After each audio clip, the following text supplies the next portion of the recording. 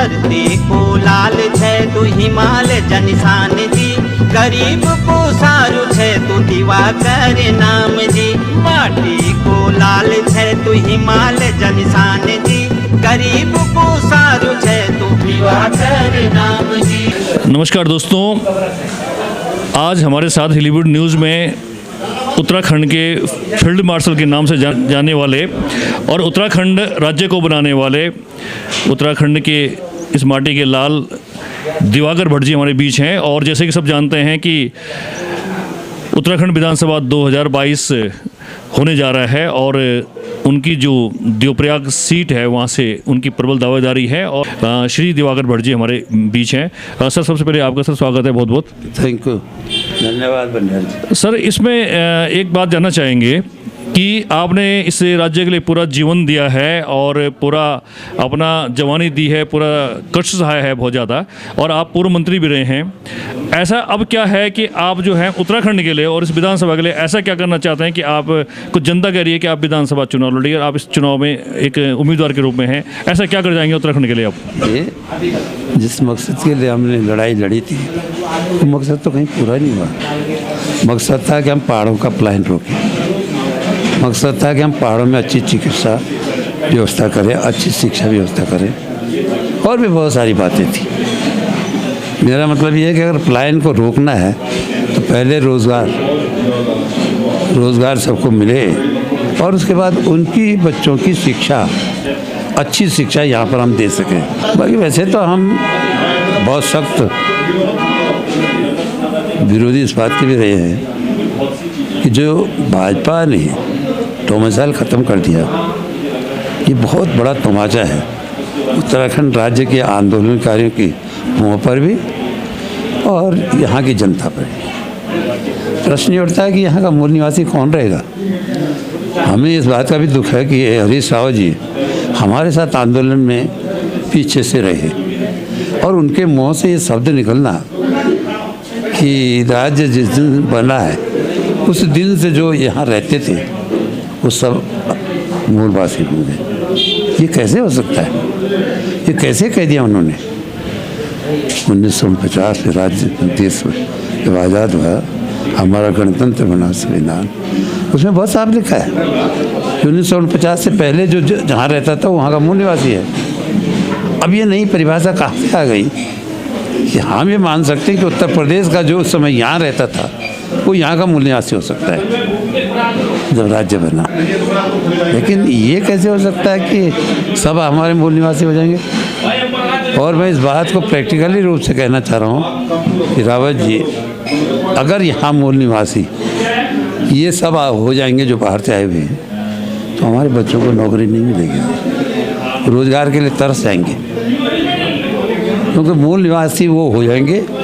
और ये जितने भी हमारे भाजपा कांग्रेस के हैं, ये और प्रदेशों को खुश करने के लिए उनको नौकरी देंगे। और भी बहुत सारी बातें, हमारे 80% लोगों को यहाँ पर रोज़गार मिलना चाहता। ये जियो ये माननीय तिवारी जी के शासन में हुआ था, कहाँ इम्प्लीमेंटेशन हुआ, कहाँ उसको उस पर अमल हो रहा है? कुछ हो रहा है? हमारे मुश्किल से 10% लोग नहीं हैं नौकरियों में। जिन नौजवानों ने सीने पर गोली खाई है, जो हज़ारों घर बर्बाद हुए हैं, क्या मकसद था उनका? वो सिरफिरे थोड़े थे, पागल नहीं थे, वो केवल इस राज्य के अंदर यहाँ के लोगों का असर कैसे उठे, उनका इतिहास कैसे बचे, उनकी संस्कृति कैसे बचे, उनकी पहचान कैसे बचे, इसलिए उत्तराखंड की लड़ाई लड़ रहे थे। सर, यूकेडी का जो चुनाव में उतरने जा रही है यूकेडी, मतलब मुख्य क्या जरूरत समझती है उत्तराखंड में? मुख्य रूप से यूकेडी क्या करेगी? देखिए, वैसे तो हम इन तमाम बातों के लिए लड़ेंगे ही।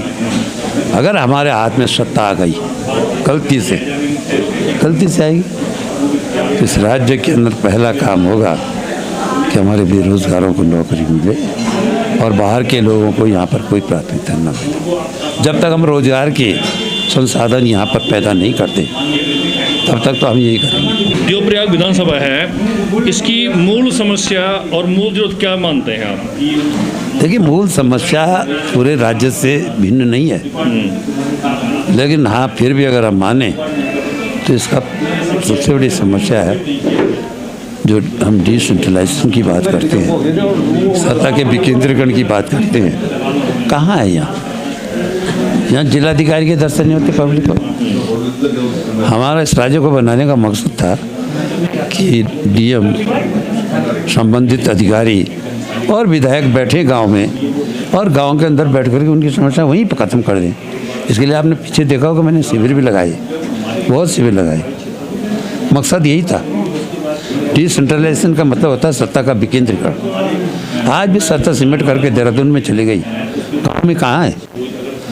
तो हम सत्ता के विकेंद्रीकरण की इच्छा रखते हैं। यही इच्छा थी राज्य बनाने। छोटे राज्य का मतलब यही था कि छोटा राज्य बनेगा, विधायक भी, अधिकारी भी, सब लोग बैठेंगे और गांव की समस्या दाल बैठते हुए, शादी ब्याह में बैठते हुए, किसी भी फंक्शन में बैठते हुए चर्चा करेंगे और वही खत्म हो जाएगी। सर, आप जब यहाँ पे मंत्री थे तो आपके समय एक अस्पताल खुला था यहाँ बड़ियागढ़ में, और यहाँ पर बहुत सारी सस्ती राशन मिली थी और सड़कें बनी थी। अब सड़कों का ये बुरा हाल है, यहाँ पे चलना बड़ा मुश्किल हो रखा है, ना अस्पताल है, ना स्वास्थ्य सुविधाएँ हैं। इस सब का जिम्मेदार कौन है, किसको मानते हैं? देखिए, अब इसके जिम्मेदार पब्लिक ही है। जनता ने कभी ये नहीं पूछा विधायक से कि तू लड़ रहा है तो करेगा क्या। भाई वो क्या करेगा? सड़कें बनाना, बिजली लाना, पानी लाना, या और ये जो हॉस्पिटल वगैरह है ये तो वैसे भी बनेंगे। अगर विधायक नहीं होगा तो क्या ये नहीं बन पाएंगे? ये बनेंगे क्योंकि विभाग तो काम करते रहेंगे। हम लोगों को जो विधायक होते हैं उनका नज़रिया इतना साफ होना चाहिए कि वो जनता के उस काम को जनता की इच्छा के अनुरूप कार्य करवाएं और वो नए कार्य करें। अब यहाँ पर अगर पॉलिटेक्निकल की ज़रूरत है तो उसके लिए प्रयास करें। और भी बहुत सारी बातें यहाँ पर, हॉस्पिटल की बात है तो हम तो कह रहे हैं हॉस्पिटल जो हमने 30 बेड का दिया, कहाँ है वो? डॉक्टर एक नहीं है, ऐसा नहीं है। और सड़कें बनाना भी ये नहीं है कि 1.5 महीना पहले सड़कें बनी यहाँ पे, आप देख रहे हैं। यहाँ पे जाओ, यहाँ से वो ऊपर जाओ, घनालधार तक जाओ, वो दुरेर तक जाओ, सड़कें बनाना 1.5 महीना नहीं हुआ, टल्ले लगाने शुरू हो गए। और वहाँ पे टल्ले लगाए भी गए हैं। आप लाइव है वहाँ पे, देखो आप ना वहाँ पे। सर, जो जनता कह रही है, जो ये अब घड़ियाल देवता की यात्रा यहाँ पे होने जा रही है, राष्ट्रीय अंतर्राष्ट्रीय लोग यहाँ पर आएंगे और टल्लों वाली सड़क है, क्या मतलब इस सरकार के पास बजट नहीं है या हमारा विधायक इस लायक नहीं है कि यहाँ पर अच्छी सड़क बन सकती है? ऐसा है, देखिए, जब कहते हैं ना कि एक कॉम्बिनेशन से काम करना चाहिए, तो हमारी सरकार बिल्कुल कॉम्बिनेशन से काम कर रही है। वो अधिकारी से भी मिलती है, अपने आप अपने जो उसके कार्यकर्ता हैं उनको भी साथ रखती है और सरकार भी साथ हो जाती है। तो जो अधिकारी बोलता है उनको उसी ढंग से काम करना है, क्योंकि वो कॉम्बिनेशन है ना, एकजुट है। इस समय अधिकारी, जनता के नुमाइंदे और विधायक सब एक है, तो कोई क्या करेगा? तो मेरा कहने वाला देवप्रयाग की जनता को मैं यही कह सकता हूँ कि आप उस राज्य आंदोलन के सपने को साकार करने के लिए, जैसे आपने राज्य बनाने में मदद करी थी, आज इस राज्य को बचाने में आप मदद करें। अगर राज्य बचेगा तो आप लोग भी बचेंगे। एक बड़ा मकसद रखें। सर, मैं एक सवाल आपसे पूछ रहा हूँ, राज्य जो हमारा अभी विधानसभा चुनाव होने जा रहा है, इस चुनाव में आपको क्या लगता है कि इस टाइम सरकार किसकी बन रही है? देखिए, समय बहुत गहमा गहमी है और इनका मैं लगता है कि ये फोरकास्टिंग का कोई मसला नहीं है अभी। नोबडी कैन बी चैलेंज, लेकिन हकीकत यह है कि लोग तीसरे विकल्प की तैयारी में। अब वो हम दे न सके तो दुर्भाग्य होगा हमारे लोगों का, क्योंकि समय लोग चाहते हैं उत्तराखंड में। और हम तो देखो बहुत डंके की चोट पर कह रहे हैं, हमें बहुमत नहीं चाहिए। हमें तो तुम 10 सीट दे करके देखो, 10 सीट अगर उत्तराखंड को मिलेगी तो इस राज्य में वही होगा जो हम चाहें। 10 सीट तो आ जाए। अब सो दिक्कत बन आ रहा हूँ, मतलब युगड़ी की बिना सरकार चलेगी नहीं कोई इस बार। वो अलग बात है, लेकिन फिर भी सरकार अच्छी चले और राज्य आंदोलनकारियों की इच्छा के अनुरूप चले, उसके लिए हमें 10 सीट कम से कम चाहिए। बहुत धन्यवाद सर, आपने समय दिया, बहुत धन्यवाद और बहुत शुभकामनाएं। Thank you. घरु घरु अलख जगाई जग लड़े राज पाई, घरु घरु